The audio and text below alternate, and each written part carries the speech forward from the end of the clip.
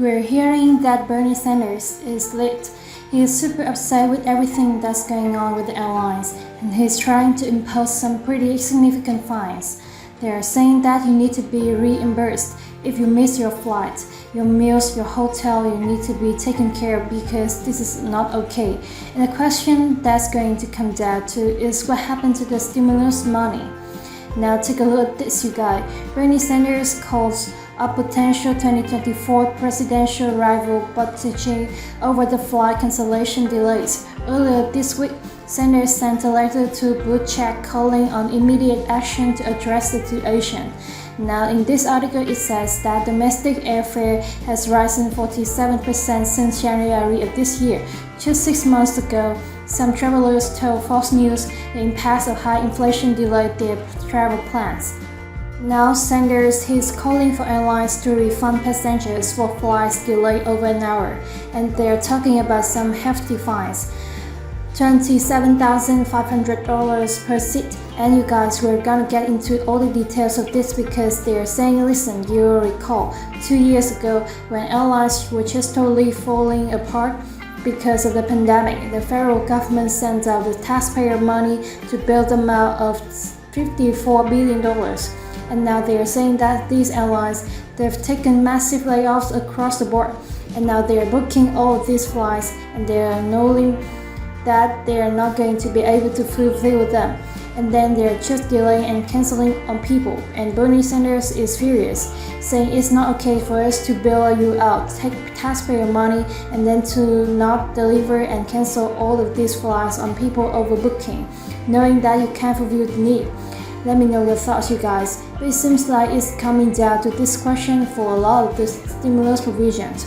Where did the money go? For example, we've heard there's over $800 million of leftover stimulus package funds just sitting there.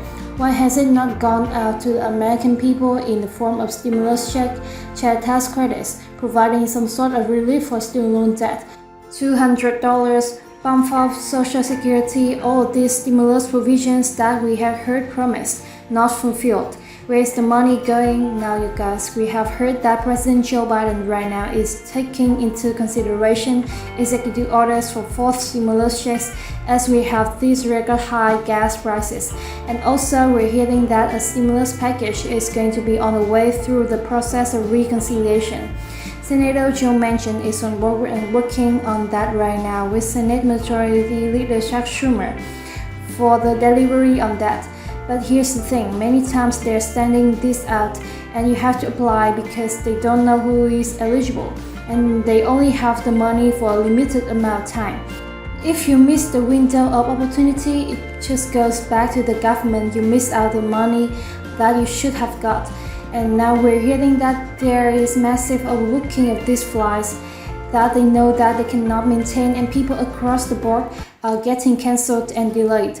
And they're saying that this should not be happening and they want to hold the airlines accountable for this. Linked in the description below to this article that came out that says Sanders calls on airlines to refund passengers for flights delayed over an hour.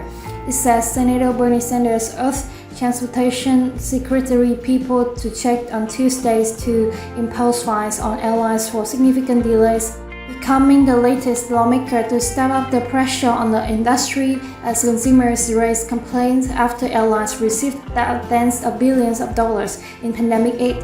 Sanders later asked the Department of Transportation to impose fines of $50,000 per passenger on domestic flights delayed more than 2 hours and international flights delayed more than 3 hours when the delays are not related to the weather.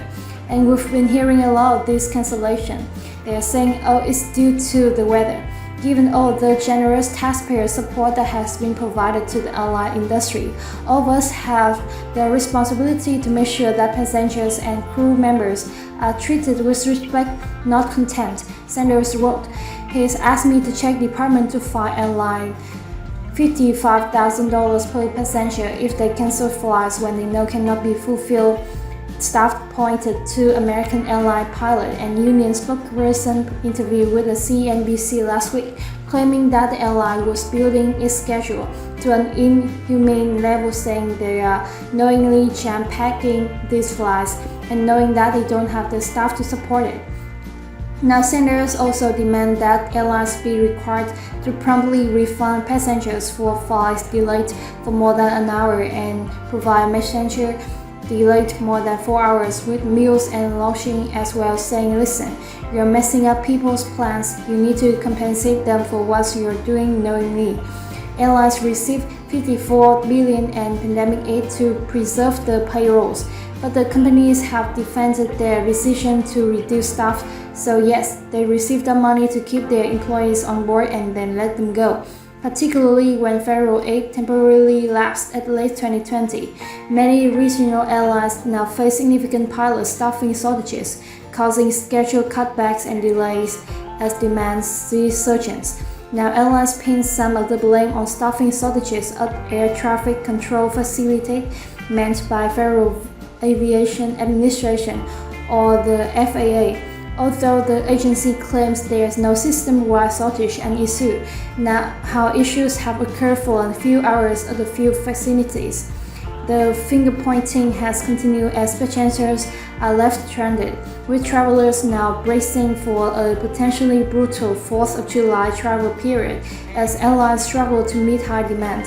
Airlines have already delayed and cancelled thousands of flights this week, according to FlightAware. Now trumping down, listen to this, Pennsylvania Democratic Senate nominee John Fetterman is similarly called for Biden administration to impose fines on airlines for scheduling flights they know cannot be stopped, although they suggested a fine half of the size that Sanders had proposed. Fetterman proposed a fine of $27,500 per passenger, and it mimics the existing fine levels for airlines that allow domestic flights to sit on the tarmac for an extended period of time without permitting passengers to deplane. Now, other senators wrote letters to 10 major domestic airlines on Wednesday requesting they provide data by mid-July about cancellation delays and how many passengers received refunds or were rebooked.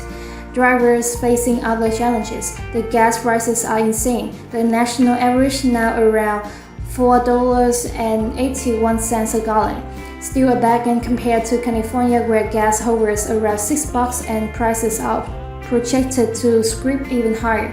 A Golden State alongside 6 other states all imposed new gas taxes starting Friday.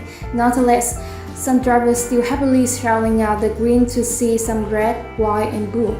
Worth every penny ride to be with family over 4th of July weekend. Joining us now from Newark International Airport is NBC's Isa Gutierrez, and from Bethany Beach, Delaware, NBC's Gary Greenbox. Good morning to you both. Thanks for being here. I had to do some flying in recent days. Airports packed, and analysts has predicted that air travel would return to pre-pandemic levels this weekend. Is that what's happening? Absolutely. AA has predicted about 3.5 million people traveling by air this weekend. You just heard George say over 4.6 million people since Friday, just yesterday alone. TSA screened over 2 million people, that number we hadn't hit since February 11, 2020. Before the pandemic, they had also predicted 42 million people hitting the roads. Of course, we still have the whole day ahead, but already we're surpassing those predictions, and as you can see behind me, this is not letting up anytime soon. Cancellations, flights, delays, over 17,000 delays since Friday alone at this point. So travelers are already frustrated, and by the way, the cost of traveling this weekend as well astonishingly high. Not only the flights, but the gas prices as well. These road trips are costing families a lot this year.